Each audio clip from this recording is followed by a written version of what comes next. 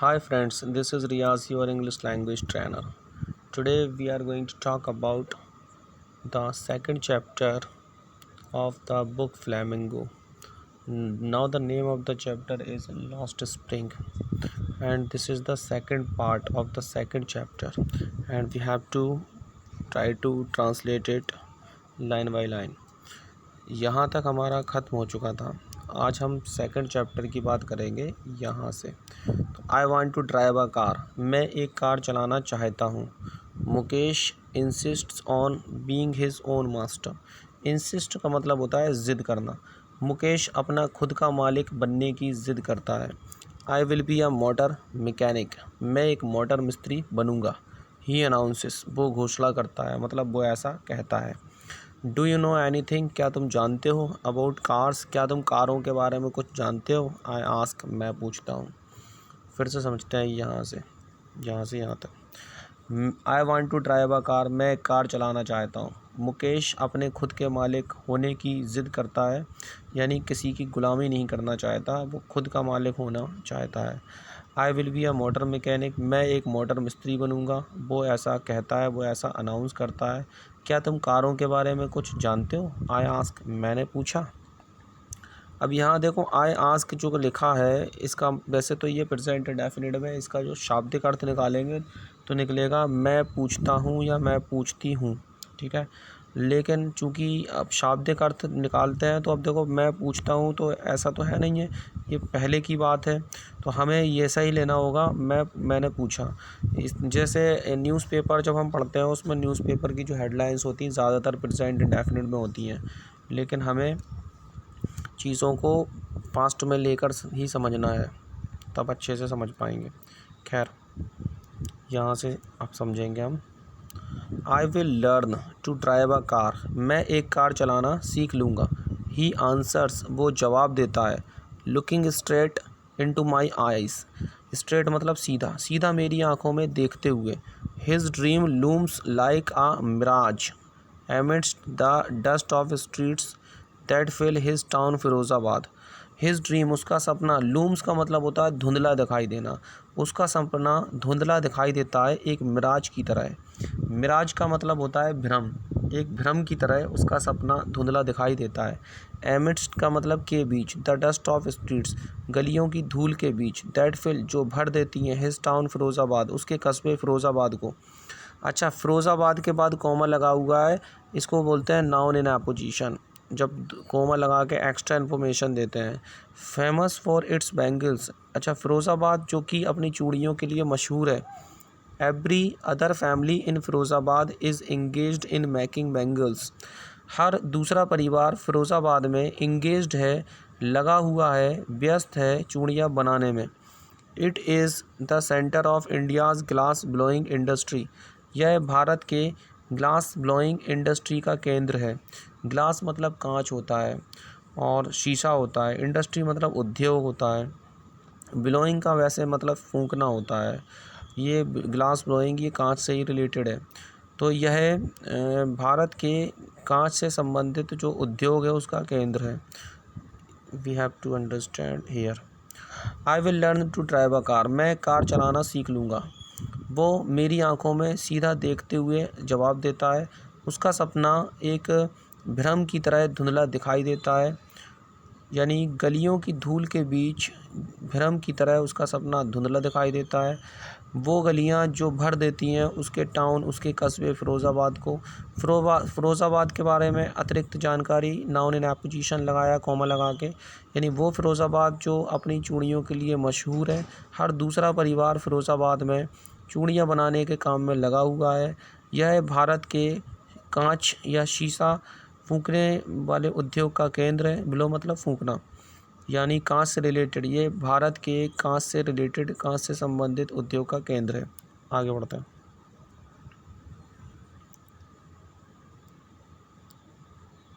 Where families have spent, जहाँ परिवारों ने गुजारा है, देखो आगे देखते हैं, स्पेंट ही लिखा होगा, स्पेंट, जहाँ परिवारों ने गुजार दिया है।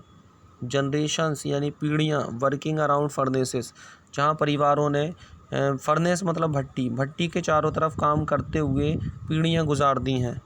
वेल्डिंग ग्लास कांच जोड़ते हुए, मेकिंग बैंगल्स चूड़ियाँ बनाते हुए, for all the women in the land, land मतलब देश, देश में सभी औरतों के लिए, इट सीम्स ऐसा लगता है। तो जहाँ परिवारों ने पीढ़ियाँ गुजार दी हैं भट्टी के चारों तरफ काम करते हुए, कांच जोड़ते हुए, शीशा जोड़ते हुए, चूड़ियाँ बनाते हुए, उन सभी औरतों के लिए, इन द लैंड मतलब इन द कंट्री, देश में, देश की सभी औरतों के लिए चूड़ियाँ बनाते हुए, कांच जोड़ते हुए, भट्टी के चारों तरफ काम करते हुए वहाँ लोगों ने मतलब पीढ़ियाँ गुजार दी हैं, इट सीम्स ऐसा लगता है। Mukesh's family is among them, Mukesh का परिवार उनके बीच है, उनमें से ही एक है। नन ऑफ दैम नो, उनमें से कोई नहीं जानता दैट कि it is illegal for children like him to work in the glass furnaces, that it is illegal कि यह गैरकानूनी है, फॉर चिल्ड्रन बच्चों के लिए, लाइक हिम उसके जैसे, टू वर्क काम करना, इन द ग्लास फर्नेसेस कांच की भट्टियों में, विथ हाई टेम्परेचर्स उच्च तापमान के साथ, इन डिंजी सेल्स, सेल्स मतलब कोठरियाँ, और जो डिंजी है वो तो उसका मतलब अंधकारपूर्ण यानी काल कोठरियों में, विदाउट एयर बिना किसी हवा के, एंड लाइट और बिना कुछ किसी रोशनी के, दैट की कानून, द लॉ मतलब कानून। अच्छा, इफ़ इन्फोर्स्ड ये बीच में इन्होंने कोमा लगा के दे दिया है। इफ़ इन्फोर्स्ड का मतलब अगर इसको लागू कर दिया जाए, पैसिव में बनाया है और ऑब्जेक्ट इसका ओमिट कर दिया, हटा दिया यहाँ पर। तो दैट द लॉ का की जो वर्ब है वो है कुड गेट, कि that the law could get कि कानून जो है वो गेट कर सकता है। हिम का मतलब उसको, एंड ऑल दोज 20,000 चिल्ड्रन कि कानून उसको और उन सभी 20,000 बच्चों को get out of the hot furnace, get out का मतलब होता है निकालना, ऑफ द हॉट फर्नेस यानी गर्म भट्टियों से। दैट द लॉ की कानून could get out of the hot furnace, यहाँ से जोड़ो, दैट द लॉ की कानून कुड गेट हिम उसको, एंड ऑल दोज 20,000 चिल्ड्रन और उन सभी 20,000 बच्चों को, out of the hot furnaces उन गर्म भट्टियों से बाहर निकाल सकता है। इफ़ इन्फोर्स्ड अगर कानून लागू कर दिया जाए तो, वेयर जहाँ, they slog their daylight hours जहाँ वे अपने दिन के घंटे यानी दिन का समय बिताते हैं, ऑफन अक्सर, लूजिंग खोते हुए, द ब्राइटनेस चमक ऑफ देयर आइज़ अक्सर अपनी आँखों की चमक को खोते हुए, Mukesh's eyes beam as he volunteers to take me home, Mukesh की आंखें चमक जाती हैं एज जैसे ही वॉलंटियर्स वो इच्छा करता है, टू टेक मी होम मुझे घर ले जाने की, जैसे ही वह मुझे घर ले जाने की इच्छा करता है। चलिए इधर से हम समझेंगे मुकेश से यहाँ तक। तो मुकेश का परिवार उनके बीच है, उनमें से कोई नहीं जानता कि उस जैसे बच्चों के लिए यह गैरकानूनी है, यानी to work in the glass furnaces with high temperatures, यानी यह गैरकानूनी है उसके जैसे बच्चों की, यह गैरकानूनी है उसके जैसे बच्चों के लिए कांच की भट्टियों में उच्च तापमान के साथ अंधेरी काल कोठरियों में बिना हवा और रोशनी के काम करना उस जैसे बच्चों के लिए ये गैरकानूनी है। दैट द लॉ की कानून अगर लागू कर दिया जाए तो उसे और उन सभी 20,000 बच्चों को उन गर्म भट्टियों से बाहर निकाल सकता है, वेयर जहाँ, देश लोग देयर डे लाइट आवर्स जहाँ वे अपने दिन के घंटे बिताते हैं, अक्सर अपनी आँखों की चमक को खोते हुए। मुकेश की आँखें चमक जाती हैं जैसे ही वह मुझे घर ले जाने की इच्छा करता है।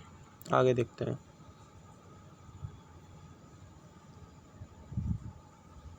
विच ही प्राउडली सेज जिसे वो गर्व से कहता है, इज़ बीइंग रिबिल्ट कि उसका जो घर है वो फिर से बनाया जा रहा है। We walk down stinking lanes choked with garbage, we walk down हम चल कर जाते हैं, स्टिंकिंग मतलब बदबूदार, लेंस मतलब गलियाँ, चॉक्ड जो बंद पड़ी हैं, विद गार्बेज, गार्बेज मतलब कचरा, कूड़ा कचरा, तो हम कूड़े कचरे से बंद बदबूदार गलियों से में मतलब जाते हैं, चल कर जाते हैं। पास्ट होम्स ऐसे घरों से गुज़रते हैं, दैट रिमेन होवेल्स, दैट रिमेन जो बने हुए हैं, होवेल्स, होवेल्स का मतलब होता है झुग्गी झोपड़ियाँ, विथ क्रम्बलिंग वॉल्स यानी ढहती हुई गिरती हुई दीवारों के साथ, बोबली डोर्स कमज़ोर दरवाजे यानी डगमगाने वाले दरवाजे, नो विंडोज़ कोई खिड़कियाँ नहीं हैं, क्राउडेड भरे पड़े हैं, विथ फैमिलीज़ परिवारों से, ऑफ ह्यूमंस इंसानों, एंड एनिमल्स और जानवर को existing in a primal state को एग्जिस्टिंग साथ साथ रह रहे हैं। इन अ प्राइमल स्टेट का मतलब अति प्राचीन अवस्था में, बहुत ही पुरानी हालत में इंसान और जानवर के परिवार भरे पड़े हैं और साथ साथ रह रहे हैं। ही स्टॉप्स, वह रुक जाता है, at the door of one such house, वह एक ऐसे घर के दरवाजे पर रुक जाता है। बैंक्स, धड़ाम से बंद कर देता है। A wobbly iron door with his foot, अपने पैर से एक कमज़ोर लोहे के दरवाजे को बंद कर देता है। फुट मतलब पैर, डोर मतलब दरवाज़ा, आयरन मतलब लोहा, बॉबली का मतलब कमज़ोर या डगमगाने वाला, और बैंक्स मतलब धड़ाम से बंद कर देना। एंड पुशेस इट ओपन, और इसे धक्का देकर खोलता है। We enter a half built shack, shack मतलब झोपड़ा, हाफ बिल्ट आधा बना हुआ, हम आधे बने हुए झोपड़े में प्रवेश करते हैं। In one part of it, इसके एक हिस्से में, थैच्ड विथ डेड ग्रास, सूखी घास का छप्पर है। इज़ अ फायरवुड स्टॉव, एक लकड़ी से जलने वाला चूल्हा है। ओवर विच, जिसके ऊपर, sits a large vessel of sizzling spinach leaves, जिसके ऊपर एक बड़ा बर्तन है। सिजलिंग मतलब जलती हुई, स्पिनच मतलब पालक, लीव्स मतलब पत्तियाँ, जलती हुई पालक की पत्तियों का एक बड़ा बर्तन है। ऑन द ग्राउंड, ज़मीन पर, इन लार्ज एल्यूमिनियम प्लेटर्स, ज़मीन पर बड़े बड़े एल्यूमिनियम के थालों में, आर मोर चॉप्ड वेजिटेबल्स, और ज़्यादा कटी हुई सब्जियां हैं। आ फ्रेल यंग वुमेन, एक कमज़ोर युवा औरत, इज़ कुकिंग द इवनिंग मील, एक कमज़ोर युवा औरत, जवान लड़की, जवान औरत शाम का भोजन पका रही है। यहाँ से समझते हैं हम, यहाँ से यहाँ तक, ठीक है। तो विच ही प्राउडली सेज, जिसे वो गर्व से कहता है, इज़ बीइंग रिबिल्ट, कि उसका घर फिर से बनाया जा रहा है। वी वॉक डाउन, हम चल कर जाते हैं बदबूदार गलियों से। चॉक्ड विद गार्बेज, जो कूड़े कचरे से बंद पड़ी हैं। पास्ट होम्स, ऐसे घरों से गुजरते हैं। दैट रिमेन होवेल्स, जो होवेल्स झुग्गी झोपड़ियाँ बनी हुई हैं। विद क्रम्बलिंग बॉल्स, गिरती हुई ढहती हुई दीवारों वाली झुग्गी झोपड़ियाँ बनी हुई हैं। बॉबली डोर्स, डगमगाने वाले दरवाजे मतलब कमज़ोर दरवाजे, कोई खिड़कियाँ नहीं है। No windows. Crowded with families of humans and animals, इंसानों और जानवरों के परिवारों से भरी पड़ी हैं। को एग्जिस्टिंग, यानी इंसान और जानवर के परिवारों से क्राउडेड हैं। को existing in a primal state, primal मतलब अति प्राचीन, बहुत ज़्यादा पुराना, स्टेट मतलब हालत, तो बहुत ज़्यादा पुरानी हालत में इंसान और जानवरों के परिवार साथ साथ रह रहे हैं। ही स्टॉप्स, वह रुक जाता है, at the door of one such house, वह एक ऐसे घर के दरवाजे पर रुक जाता है। बैंक्स अ बॉबली आयरन डोर, एक कमज़ोर लोहे के दरवाजे को अपने पैर से बंद कर देता है। एंड पुशेस इट ओपन, और इसे धक्का देकर खोल देता है। हम एक आधे बने झोपड़े में प्रवेश करते हैं। In one part of it, इसके एक हिस्से में, थैच्ड विथ डेड ग्रास, इसके एक हिस्से में सूखी घास का छप्पर है। इज़ अ फायरवुड स्टॉव, एक लकड़ी से जलने वाला चूल्हा है। ओवर विच, जिसके ऊपर, सिट्स, जिसके ऊपर है, क्या है, अ लार्ज वेसल, वेसल मतलब बर्तन, लार्ज मतलब बड़ा, सिजलिंग मतलब जलती हुई, और स्पिनच मतलब पालक, लीव्स मतलब पत्तियाँ, एक बड़ा बर्तन है। किस चीज़ का बड़ा बर्तन है? जलती हुई पालक की पत्तियों का। ऑन द ग्राउंड, ज़मीन पर, बड़े बड़े एल्यूमिनियम के थालों में, आर मोर चॉप्ड वेजिटेबल्स, और ज़्यादा कटी हुई सब्जियां हैं। ठीक है, चॉप्ड का मतलब होता है कटी हुई, सब वेजिटेबल्स सब्जियां, आर मतलब है। अ फ्रेल यंग वूमेन, एक कमज़ोर जवान औरत शाम का भोजन पका रही है।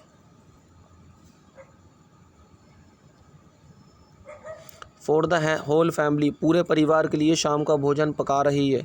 Through eyes filled with smoke she smiles, through eyes आँखों में से, फील्ड जो भरी हैं, विथ स्मोक यानी धुएं से भरी आँखों में से, शी स्माइल्स वो मुस्कुराती है। She is the wife of Mukesh elder brother, वह मुकेश के बड़े भाई की बीवी है। Not much older in years, उम्र में ज़्यादा बड़ी नहीं है। She has begun to command respect as the bahu, उसने बहू के रूप में, एज का मतलब के रूप में, बिगन का मतलब शुरू कर दिया, कमांड का मतलब प्राप्त करना, उसने बहू के रूप में सम्मान प्राप्त करना शुरू कर दिया है। The daughter in law of the house, वो घर की बहू है। Already in charge of 3 man, पहले से ही 3 लोगों की इंचार्ज है। हर हस्बैंड, अपने पति की। Mukesh and their father, Mukesh और उनके पिता की। When the older man enters, जब बड़े बुजुर्ग लोग प्रवेश करते हैं। She gently withdraws behind the broken wall, वह टूटी हुई दीवार के पीछे धीरे से पीछे चली जाती है। विथड्रॉ का मतलब पीछे चले जाना और जेंटली मतलब धीरे से, बिहाइंड मतलब पीछे, द ब्रोकन वॉल यानी टूटी हुई दीवार के, एंड ब्रिंग्स और लेकर आती है, हर वेल, वेल मतलब घूंघट या पर्दा, क्लोजर मतलब नज़दीक, टू हर फेस अपने चेहरे के नज़दीक अपना घूंघट लेकर आती है, एज कस्टम डिमांड्स जैसा कि रिवाज की मांग है, daughters in law must veil their faces before male elders कि बहुओं को ज़रूर से ज़रूर अपने चेहरे ढक लेने चाहिए बड़े बुज़ुर्गों के सामने, बिफोर का मतलब के सामने। इन दिस केस इस मामले में the elder is an impoverished bangle maker, इस मामले में जो बड़े बुज़ुर्ग हैं वो एक गरीब चूड़ी बनाने वाले हैं। इम्पोवरिज्ड का मतलब गरीब। चलिए यहाँ तक समझेंगे अब, यहाँ से थ्रो से समझेंगे, ठीक है। तो through eyes filled with smoke यानी धुएं से भरी आंखों में से, शी स्माइल्स वो मुस्कुराती है, वह मुकेश के बड़े भाई की बीवी है, उम्र में ज़्यादा बड़ी नहीं है, उसने बहू के रूप में सम्मान प्राप्त करना शुरू कर दिया है, वह घर की डॉटर इन लॉ है, बहू है, और वो पहले से ही तीन लोगों की इंचार्ज है, उसका पति मुकेश और उनके पिता, इन 3 लोगों की। जब बड़े बुज़ुर्ग प्रवेश करते हैं, घर में प्रवेश करते हैं, तो वो धीरे से टूटी हुई दीवार, ब्रोकन मतलब टूटा हुआ, वॉल मतलब दीवार, वह धीरे से टूटी हुई दीवार के पीछे चली जाती है और अपने चेहरे के नज़दीक अपना घूंघट लेकर आती है, जैसा कि रिवाज की मांग है। बहुओं को ज़रूर से ज़रूर अपने चेहरे ढक लेना चाहिए बड़े बुज़ुर्गों के सामने। इस मामले में जो बड़े बुज़ुर्ग हैं वो एक गरीब चूड़ी बनाने वाले हैं। आगे बढ़ते हैं। Despite long years of hard labour, despite का मतलब के बावजूद, यानी कठोर परिश्रम के लंबे वर्षों के बावजूद। फर्स्ट एज अ टेलर, सबसे पहले एक दर्जी के रूप में, देन अ बैंगल मेकर, फिर चूड़ी बनाने वाले के रूप में। ही हैज़ फेल्ड, वो नाकामयाब हो गए हैं। To renovate a house, renovate का मतलब रिपेयर करना, वो घर की मरम्मत कराने में असफल हो गए हैं। Send his 2 sons to school, अपने 2 बेटों को स्कूल भेजने में। All he has managed to do is teach them what he knows, उन्होंने केवल इतना मैनेज किया है, वो केवल इतना कर पाए हैं कि उन्होंने सिखा दिया है जो वो जानते हैं, the art of making bangles, चूड़ियाँ बनाने की कला। चलिए यहाँ से फिर समझते हैं। Despite long years of hard labour, कठोर परिश्रम के वर्षों के बावजूद, लंबे वर्षों के बावजूद, पहले एक दर्जी के रूप में, फिर चूड़ी बनाने वाले के रूप में, यानी पहले एक दर्जी फिर चूड़ी बनाने वाले के रूप में वो फेल हो गए हैं घर की मरम्मत कराने में, अपने दोनों बेटों को स्कूल भेजने में। उन्होंने केवल इतना ही मैनेज किया कि उन्होंने सिखा दिया जो वे जानते हैं, चूड़ियाँ बनाने की कला। आगे बढ़ते हैं। इट इज़ हिज कर्म, ये उसका कर्म है। हिज डेस्टिनी, उसका भाग्य है। शेष मुकेशिस ग्रैंड मदर, मुकेश की दादी कहती है कि ये उसका कर्म है, उसका भाग्य है। Who has watched her own husband go blind with the dust from polishing the glass of bangles, who has watched, जिसने देखा है, हर ओन हस्बैंड, अपने खुद के पति को, गो ब्लाइंड, अंधा होते हुए, विद द डस्ट, धूल से, from polishing the glass of bangles, चूड़ियों की कांच को पॉलिश करने वाली जो धूल है उससे अपने खुद के पति को अंधा होते हुए जिसने देखा है। Can a god given lineage ever be broken, lineage का मतलब होता है वंशावली, कुल, खानदान, जो आपका होता है वंश, उसको बोलते हैं lineage. Can a god given lineage ever be broken, क्या ईश्वर का दिया हुआ जो वंशावली है क्या वो कभी तोड़ा जा सकता है। शी इम्प्लाइज, उसका मतलब है ऐसा, मतलब उसका अभिप्राय है। Born in the caste of bangle makers, चूड़ियाँ बनाने वालों की जाति में पैदा होकर या पैदा होने के बाद। दे हैव सीन नथिंग, उन्होंने कुछ नहीं देखा है। बट बैंगल्स, बट का मतलब के सिवाय, यानी चूड़ियों के सिवाय उन्होंने कुछ नहीं देखा है। इन द हाउस, घर में। इन द यार्ड, आंगन में। इन एवरी अदर हाउस, हर दूसरे घर में। एवरी अदर यार्ड, हर दूसरे आंगन में। एवरी स्ट्रीट, हर गली में। इन फिरोज़ाबाद, फिरोज़ाबाद की। ये उसका कर्म है, उसका भाग्य है, मुकेश की दादी कहती है, जिसने अपने खुद के पति को चूड़ियों की कांच को पॉलिश करने, चमकाने की धूल से अपने खुद के पति को अंधा होते हुए देखा है। शी इम्प्लाइज, उसका अभिप्राय है क्या ईश्वर का दिया हुआ जो लीनेज है क्या वो कभी तोड़ा जा सकता है? चूड़ियाँ बनाने वालों की जाति में पैदा होकर उन्होंने कुछ नहीं देखा है सिवाय चूड़ियों के। घर में, आंगन में, हर दूसरे घर में, हर दूसरे आंगन में, हर फिरोज़ाबाद की हर गली में स्पाइरल्स ऑफ। स्पाइरल्स का मतलब होता है गुच्छे, घुमावदार। स्पाइरल्स ऑफ बैंगल्स यानी चूड़ियों के गुच्छे। सनी गोल्ड, धान सी सुनहरी। सनी का मतलब होता है धूप सी सुनहरी, ठीक है। सनी गोल्ड, धूप सी सुनहरी। पेडिग्रीन, धान सी हरी। रॉयल ब्लू, गहरी नीली। पिंक, गुलाबी। पर्पल, बैंगनी। एवरी कलर, हर उस रंग की। Born out of the 7 colours of the rainbow. Rainbow मतलब इंद्रधनुष। इंद्रधनुष के 7 रंगों में से निकलने वाले हर उस रंग की। लाई, पड़े हुए, मतलब लाई का जो सब्जेक्ट है वो बैंगल्स है, ये वाला जो बैंगल्स है, ठीक है। तो spirals of bangles, lie. Spirals of bangles का मतलब स्पाइरल्स ऑफ बैंगल्स, जो स्पाइरल ऊपर निकल गया, स्पाइरल का मतलब गुच्छे यानी घुमावदार। तो चूड़ियों के गुच्छे लाई, लाई मतलब पड़े हुए हैं। इन माउंट्स, माउंट्स मतलब ढेर में, ढेर में। इन अनकेम्प्ड यार्ड्स, यार्ड्स मतलब आंगन, अनकेम्प्ड मतलब मेले कुचेले। तो मेले कुचेले आंगनों में जो स्पाइरल्स ऑफ बैंगल्स हैं, ये जो सब्जेक्ट है लाए, वो पड़े हुए हैं इन माउंट्स मतलब ढेरों में। तो मेले कुचेले आंगनों में, स्पाइरल्स ऑफ बैंगल्स जो चूड़ियों के जो गोल गोल गुच्छे हैं वो ढेरों में पड़े हैं। अच्छा, यहाँ जो इन्होंने यहाँ पर सनी गोल्ड, पेडिग्रीन जो लिखा है, ये एक्स्ट्रा इन्फॉर्मेशन है जो स्पाइरल्स ऑफ बैंगल्स है। एक्स्ट्रा इन्फॉर्मेशन है कि ये कौन कौन से हैं, जैसे धूप सी सुनहरी, धान सी हरी, गहरी नीली, गुलाबी, बैंगनी और हर उस रंग की जो इंद्रधनुष रेनबो के 7 रंगों से निकलता है, ठीक है। तो ये अनकेम्प्ड यानी मेले कुचेले आंगन में ढेर लगे पड़े होते हैं, ठीक है। आर पाइल्ड, आर पाइल्ड का मतलब इनका ढेर लगा दिया जाता है। On 4 wheeled hand carts. 4 wheeled का मतलब 4 पहिया, 4 पहिए की जो हैंड कार्ट्स होती हैं, हाथों वाली गाड़ी, उस पर उसका ढेर, इन चीज़ों का, चूड़ियों का ढेर लगा दिया जाता है। पुश्ड, जिसको धकेला जाता है। बाय यंग मैन, युवा यानी जवान व्यक्तियों के द्वारा, लोगों के द्वारा पुश किया जाता है, धकेला जाता है। अलोंग का मतलब किनारे किनारे। नैरो लेंस, सकरी गलियाँ। ऑफ द शैंटी टाउन, ऐसा कस्बा जहाँ झुग्गी झोपड़ियाँ हों। शैंटी मतलब झुग्गी झोपड़ियाँ, यानी ऐसे कस्बा जहाँ झुग्गी झोपड़ियाँ हों। झुग्गी झोपड़ी वाले कस्बे की जो सकरी गलियाँ हैं, उसके सहारे सहारे, उसके किनारे किनारे जवान व्यक्तियों, युवा व्यक्तियों द्वारा धकेला जाता है। एंड इन डार्क हार्टमेंट्स, और अंधेरे झोपड़ों में। Next to lines of flames of flickering oil lamps. Flickering मतलब टिमटिमाते हुए तेल के चिरागों की। फ्लैम्स, फ्लैम्स मतलब ज्वाला यानी लौ। तो टिमटिमाते हुए तेल के चिरागों की जो लौ है उसकी लाइनों के नज़दीक। नेक्स्ट टू का मतलब के नज़दीक। सिट, बैठते हैं। बॉयज़ एंड गर्ल्स, लड़के और लड़कियां बैठते हैं। With their fathers and mothers, अपने माता और पिता के साथ। Welding pieces of coloured glass into circles of bangles. Welding जोड़ते हुए, पीसेस टुकड़े, ऑफ कलर, ऑफ मतलब काकी के, कलर मतलब रंगीन, ग्लास मतलब कांच, इनटू मतलब में, सर्कल्स मतलब घेरा, ऑफ बैंगल्स मतलब चूड़ियों के। यानी लड़के और लड़कियां अपने माता पिता के साथ बैठते हैं। रंगीन कांच को चूड़ियों के, गोल गोल चूड़ियों में, रंगीन कांच के जो टुकड़े हैं उनको चूड़ियों के गोल गोल बनाकर उसको मतलब जोड़ते हुए। देयर आइज़, उनकी आंखें, आर मोर एडजस्टेड, ज़्यादा अनुकूल हैं, टू द डार्क, अंधेरे के प्रति, than to the light outside, बाहर की रोशनी की तुलना में उनकी जो आंखें हैं वो ज़्यादा अनुकूल हैं अंधेरे के प्रति। दैट इज़ वाई, यही कारण है।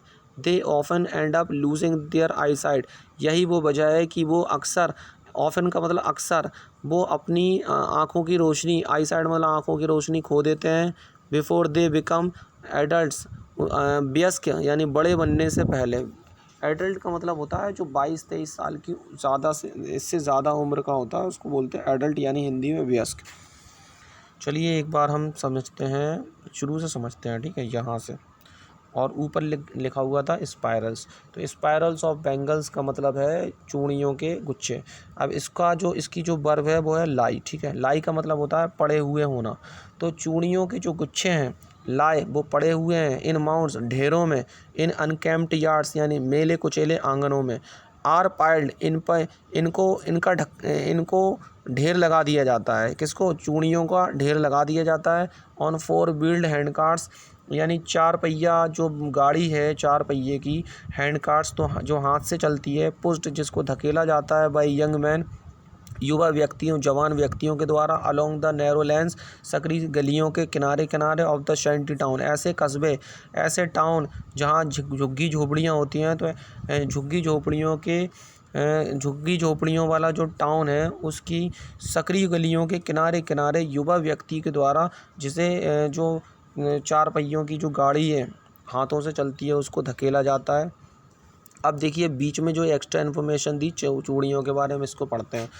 कौन सी चूड़ियाँ? वो चूड़ियाँ जो धूप सी सुनहरी, धान सी हरी, गहरी नीली, गुलाबी, बैंगनी और हर उस रंग की जो रेनबो यानी इंद्रधनुष के 7 रंगों से निकलता है। आगे बढ़ते हैं। एंड इन डार्क हटमेंट्स, और अंधेरे झोपड़ों में, next to lines of flames of flickering oil lamps, यानी टिमटमाते तेल के चिरागों की लौ की लाइनों के नज़दीक लड़के और लड़कियां अपने माता और पिता के साथ बैठते हैं। रंगीन कांच को चूड़ियों के घेरे में, मतलब गोल गोल चूड़ियों में, रंगीन कांच के जो टुकड़े हैं उनको गोल गोल चूड़ियों में जोड़ते हुए उनकी आंखें अंधेरे के प्रति ज़्यादा अनुकूल हैं बाहर की रोशनी की अपेक्षा। यही वो वजह है, यही कारण है कि वो अक्सर वयस्क बनने से पहले अपनी आंखों की रोशनी खो देते हैं। आगे बढ़ते हैं।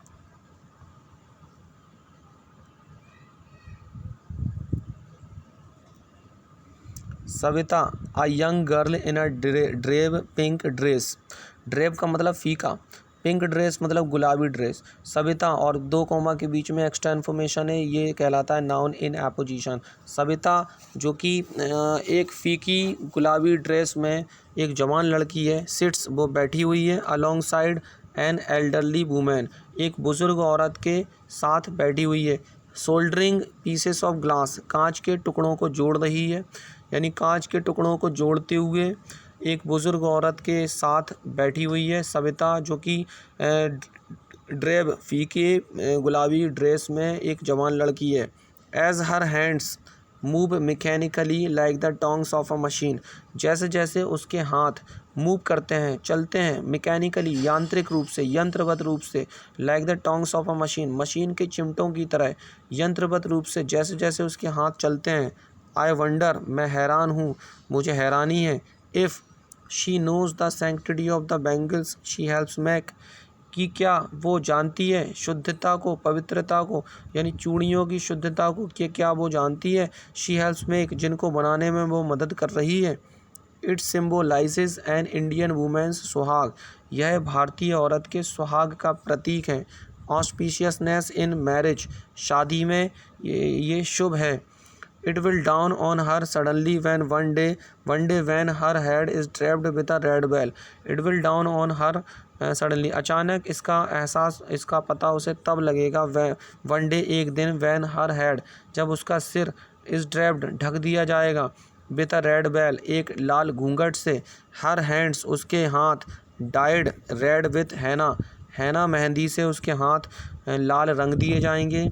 And red bangles rolled on to her wrist, और उसकी कलाई, रिस्ट मतलब कलाई, उसकी कलाइयों में लाल चूड़ियाँ चढ़ा दी जाएंगी। रोल मतलब चढ़ाना। She will then become a bride, वह एक दुल्हन फिर बन जाएगी।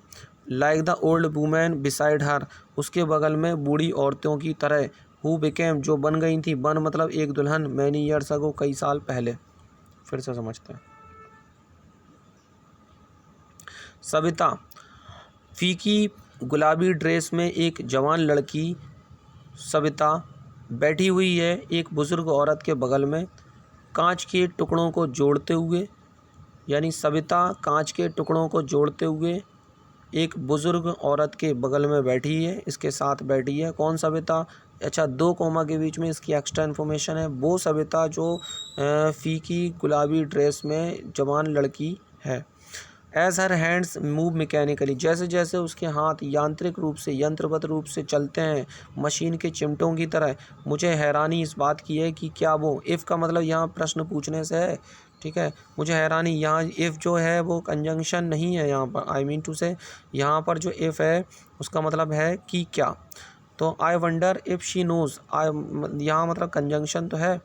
आई वंडर मुझे हैरानी इस बात की है कि क्या वो जानती है, सैंक्टिटी मतलब पवित्रता, चूड़ियों की पवित्रता को क्या वो जानती है जो जिसे वो हेल्प कर रही है बनाने में। ये भारतीय औरत के सुहाग का प्रतीक है। ऑस्पिशियसनेस का मतलब शुभ, इन मैरिज से शुभ माना जाता है मैरिज में।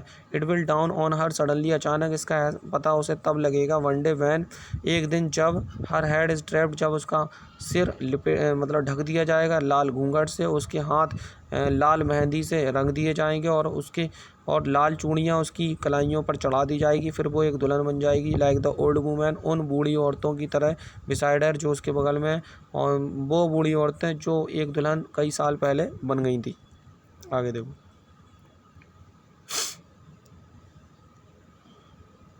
She still has bangles on her wrist, अभी भी उसकी कलाई पर चूड़ियाँ हैं।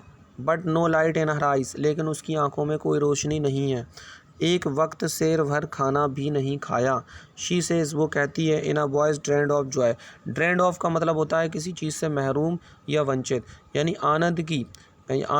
आनंद से वंचित आवाज़ में वो कहती है। She has not enjoyed even one full meal in her life time, entire life time. She has not enjoyed, उसने आनंद नहीं लिया है, इवन वन फुल मील, यहाँ तक कि पूरा भोजन, इन हर एंटायर लाइफ टाइम, अपनी पूरी ज़िंदगी में उसने एक पेट भर भोजन का आनंद कभी नहीं लिया है। That is what she has reaved, यही वो है जो उसने प्राप्त किया है। हर हस्बैंड, उसका पति, एन ओल्ड मैन, एक बूढ़ा व्यक्ति, विथ अ फ्लोइंग बियर्ड, एक लहराती हुई, एक बहती हुई दाढ़ी वाला, दाढ़ी के साथ। शी सेज, कहता है, आई नो नथिंग, मैं कुछ नहीं जानता, एक्सेप्ट बैंगल्स, मैं चूड़ियों के सिवाय कुछ नहीं जानता। All I have done is make a house for the family to live in, मैंने केवल इतना किया है कि परिवार के रहने के लिए एक घर बना दिया है। हियरिंग हिम, उसको सुनते हुए, वन वंडर्स, कोई भी व्यक्ति हैरान हो जाएगा, कोई भी व्यक्ति आश्चर्यचकित हो जाएगा। If he has achieved what many have failed in their life time, if का मतलब कि क्या, ही हैज़ अचीव्ड, उसने प्राप्त कर लिया है, वाट मतलब जो, मैनी हैव फेल्ड जो, जिसे बहुत से लोग फेल हो गए हैं, इन देयर लाइफ टाइम, अपनी पूरी ज़िंदगी में। He has a roof over his head, उसके छत के ऊपर, उसके सिर के ऊपर एक छत है। एक बार फिर से। She still has bangles on her wrist, उसकी कलाई में अभी भी चूड़ियाँ हैं, लेकिन उसकी आंखों में कोई रोशनी नहीं है। एक वक्त सैर पर खाना भी नहीं खाया। आनंद से वंचित आवाज़ में वो कहती है, शी हैज़ नॉट एन्जॉयड, उसने आनंद नहीं लिया है पूरे के पूरे भोजन का अपनी पूरी ज़िंदगी में। उसने वो प्राप्त किया, उसने वो दैट इज़ वॉट, यही वो बात है जो, दैट इज़ वॉट, यही है जो उसने, शी हैज़ रीव्ड, जो उसने प्राप्त किया है।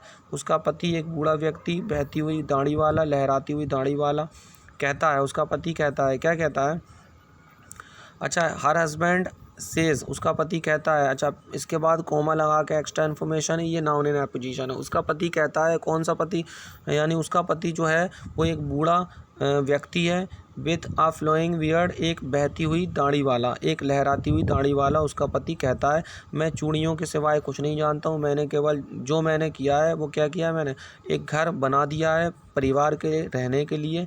हियरिंग हिम, उसको सुन करके, वन वंडर्स, कोई भी व्यक्ति हैरान हो जाएगा, आश्चर्यचकित हो जाएगा कि क्या उसने प्राप्त कर लिया है, जिसे मतलब जो बहुत से लोग फेल हो गए हैं जिस चीज़ में, इन देयर लाइफ टाइम, अपनी पूरी ज़िंदगी में, उनको उसके सिर के ऊपर एक छत है। आगे बढ़ते हैं। The cry of not having money to do anything except carry on the business of making bangles, not even enough to eat rings in every home. The cry का मतलब रोना, ऑफ नॉट हैविंग मनी, पैसे ना होने का रोना, to do anything, कुछ करने के लिए, एक्सेप्ट कैरी ऑन मतलब जारी रखना, द बिजनेस, व्यापार को, ऑफ मेकिंग बैंगल्स, यानी चूड़ियाँ बनाने के व्यापार को जारी रखने के सिवाय कुछ करने के लिए पैसे ना होने का रोना, not even enough to eat, यहाँ तक कि खाने के लिए भी पर्याप्त ना होना, रिंग्स इन एवरी होम, हर घर में बजता है। ये जो द क्राई है, द क्राई का की जो वर्ब है वो है रिंग्स, ठीक है। सेंटेंस पूरा प्रेजेंट इंडेफिनिट में है। तो the cry rings in every home, यानी जो क्राई है, रोना चिल्लाना है, रिंग्स वो बजता है मतलब सुनाई देता है, जो रोना चिल्लाना है वो सुनाई देता है। इन एवरी होम, हर घर में। फिर से समझो तो चूड़ियाँ बनाने के व्यापार को जारी रखने के सिवाय कुछ करने के लिए पैसे ना होने का जो रोना है ना, वो हर घर में सुनाई देता है। द यंग मैन इको मतलब दोहराना। द लेमेंट मतलब होता है बिलाप ऑफ देयर एल्डर्स, यानी जो युवा व्यक्ति है, जवान लोग हैं, वो अपने बूढ़े बुजुर्गों के लेमेंट को दोहराते हैं। Little has moved with time, little मतलब होता है ना के बराबर, हैज़ मूव्ड ना के बराबर कोई चीज़ मूव की है, विथ टाइम समय के साथ। इट सीम्स ऐसा लगता है, इन फिरोज़ाबाद में ना के बराबर मूव हुआ है। Years of mind numbing toil have killed all initiative and the ability to dream. Mind numbing मतलब दिमाग को शून्य कर देने वाला। टॉयल का मतलब होता है कठोर परिश्रम। ईयर्स मतलब साल, तो दिन को मतलब माइंड को, दिमाग को शून्य कर देने वाले कठोर परिश्रम के जो साल हैं। हैव किल्ड उन्होंने जान से मार दिया है, किल कर दिया है। ऑल इनिशिएटिव सारे उपाय को, सारे इनिशिएटिव को। And the ability to dream और सपना देने की योग्यता को। तो माइंड नंबिंग टॉयल जो है मतलब दिमाग शून्य कर देने वाला जो कठोर परिश्रम का जो वर्ष है, उन्होंने सारे इनिशिएटिव और सपना देखने की जो एबिलिटी है, योग्यता है, उसको मार दिया है। आगे बढ़ते हैं। चलिए इसको एक बार फिर से हम लोग यहाँ से यहाँ तक कर लेते हैं, ठीक है।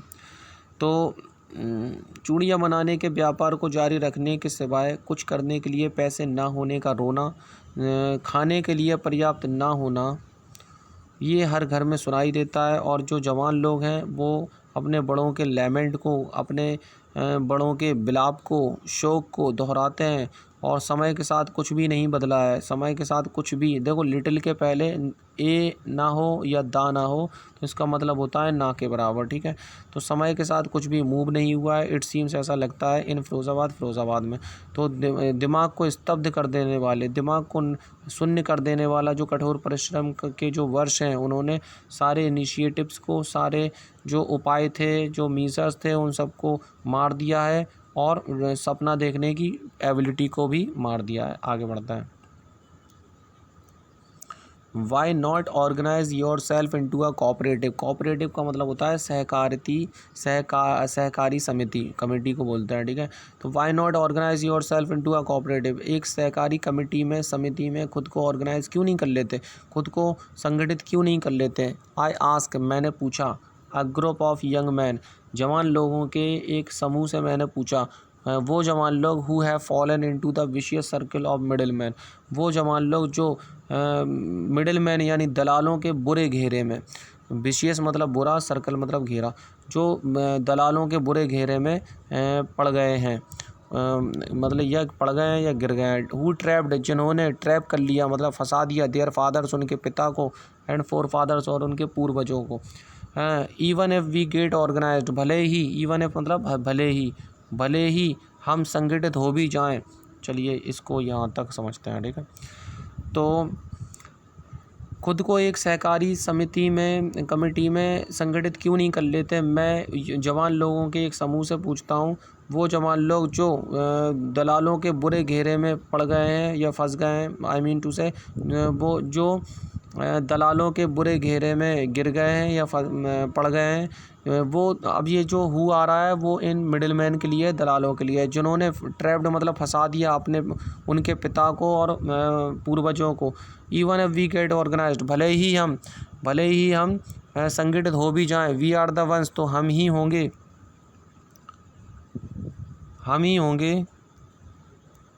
Who will be hold up by the police, जिन्हें पुलिस के द्वारा खींचा जाएगा।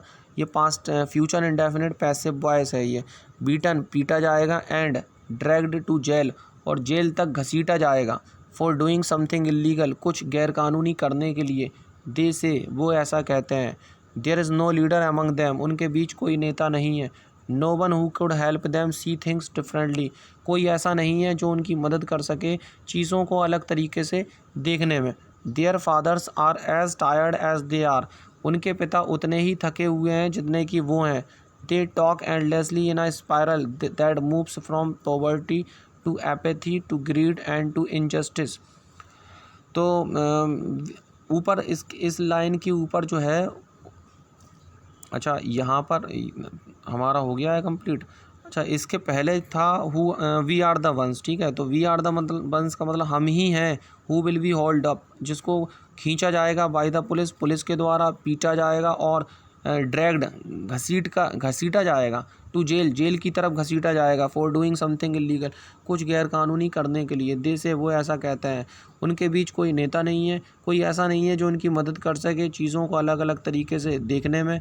उनके पिताजी उतने ही थके हुए हैं जितने कि वे हैं, और वे अनंत रूप से बातचीत करते हैं। जो गरीबी से एपैथी मतलब घृणा, गरीबी से घृणा, घृणा से लालच और लालच से अन्याय की तरफ मूव करती है। अच्छा ग्रीड का मतलब लालच, इनजस्टिस अन्याय यानी नाइंसाफ़ी, एपैथी का मतलब घृणा, पॉवर्टी मतलब गरीबी। आगे बढ़ते हैं।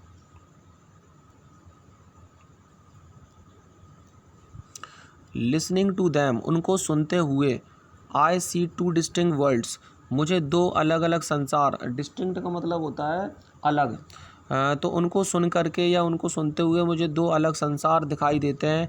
वन ऑफ द फैमिली, एक परिवार का, caught in a web of poverty, poverty मतलब गरीबी, वेब मतलब जाल, तो गरीबी की जाल में फंसा हुआ। वर्डन्ड, बोझ लदा हुआ। बाय द स्टिग्मा और ऑफ कास्ट, यानी जाति के कलंक, स्टिग्मा मतलब कलंक, जाति के कलंक के द्वारा बोझ लदा हुआ। इन विच, जिसमें, दे आर बॉर्न, जिसमें वो पैदा हुए। The other, a vicious circle of the sahukars, जो दूसरा है वो एक बुरा सर्कल है साहूकारों का। मिडिलमैन दलालों का। पुलिसमैन पुलिस वालों का। द कीपर्स ऑफ लॉ, कानून के रखवालों का। फिर से समझते हैं। उनको सुनते हुए मुझे दो अलग संसार दिखाई देते हैं। एक परिवार का जो गरीबी के जाल में फंसा हुआ है, पकड़ा हुआ है, और जाति के कलंक द्वारा उस पर बोझ लदा है। इन विच, जिसमें, दे आर बॉर्न, वो पैदा हुए। दूसरा जो बुरा सर्कल है वो साहूकारों का है, दलालों का, पुलिस वालों का है, कानून के रखवालों का है। आगे बढ़ता है। और किस किस का है, और किस किस का है? The keepers of law. एक सेकेंड यहाँ से लेते हैं, ठीक है यहाँ से लेते हैं। तो इन विच, जिसमें, दे आर बॉर्न, जिसमें वो पैदा हुए। द अदर, जो दूसरा बुरा सर्कल है वो क्या है? आ विशियस सर्कल ऑफ द साहूकार, जो दूसरा है वो साहूकारों का बुरा घेरा है।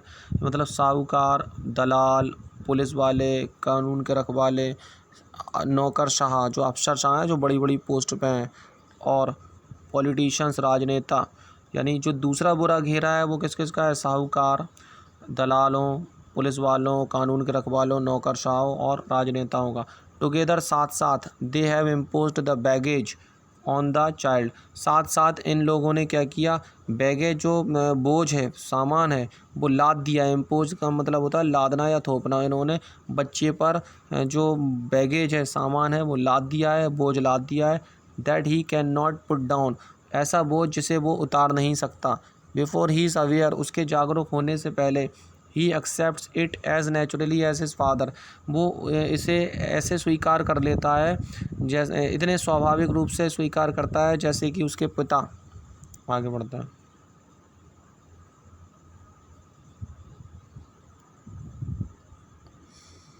To do anything else would mean to dare, किसी भी चीज़ को करने का, किसी और चीज़ को करने का मतलब होगा हिम्मत करना, साहस करना। मीन का मतलब होना होता है, डेयर मतलब हिम्मत करना। किसी और चीज़ को करने का मतलब हिम्मत करना होगा। And daring is not part of his growing up, और हिम्मत करना उसके बड़े होने का हिस्सा नहीं है। When I sense a flash of it in Mukesh, जब मैं मुकेश के अंदर इसकी चमक को महसूस करता हूँ। सेंस मतलब महसूस करना या समझना, फ्लैश मतलब चमक। जब मैं मुकेश के अंदर इसकी चमक को महसूस करता हूँ, आई एम चीयर्ड, मैं खुश हो जाता हूँ। I want to be a motor mechanic, मैं एक मोटर मैकेनिक बनना चाहता हूँ। ही रिपीट्स, वो दोहराता है। He will go to a garage, वो गराज जाएगा। एंड लर्न, और सीखेगा। But the garage is a long way from his home, लेकिन जो गराज है वो उसके घर से बहुत दूरी पर है, बहुत दूर है। आई विल वॉक, मैं चल कर जाऊँगा।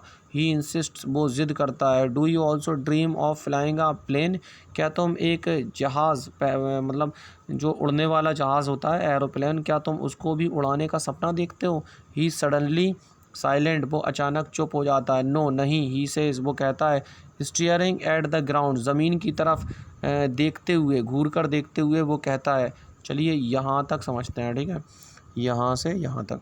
To do anything else, anything else मतलब कुछ और करना वुड मीन टू डेयर, कुछ और करने का मतलब हिम्मत करना होगा, डेयर करना होगा। And daring is not part of his growing up, और जो हिम्मत करना है, साहस करना है, वो उसके बड़े होने का हिस्सा नहीं है। जब मैं मुकेश के अंदर इसकी चमक को महसूस करता हूँ या करती हूँ, मैं खुश हो जाता हूँ या खुश हो जाती हूँ। मैं मोटर मैकेनिक बनना चाहता हूँ, वो इस बात को दोहराता है। वो गराज जाएगा और सीखेगा। गराज बहुत लंबे रास्ते पर है उसके घर से, मैं चल कर जाऊँगा। वह ज़िद करता है। क्या तुम एरोप्लेन उड़ाने का भी सपना देखते हो? वो अचानक चुप हो जाता है। नो नहीं, ही सेज, वो कहता है। स्टीयरिंग एट द ग्राउंड, ज़मीन की तरफ घूर कर देखते हुए आगे बढ़ते हैं।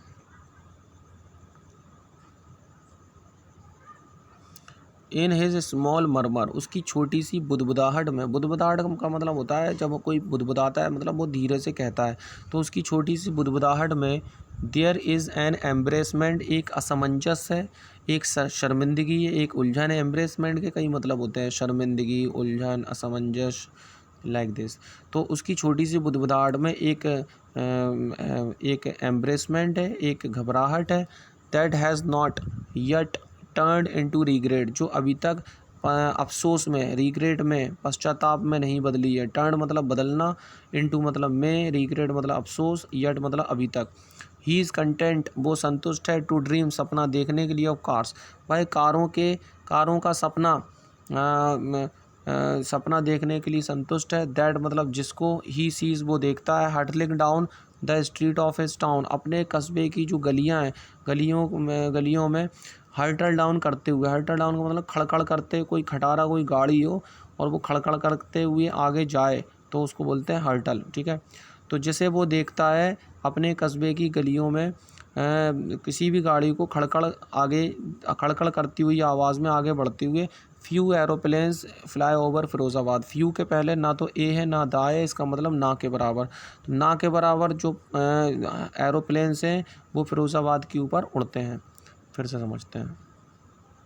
तो उसकी छोटी सी बुदबुदाहट में एक घबराहट है, एक बेचैनी है, जो अभी तक रिग्रेट में, अफसोस में, पश्चाताप में नहीं बदली है।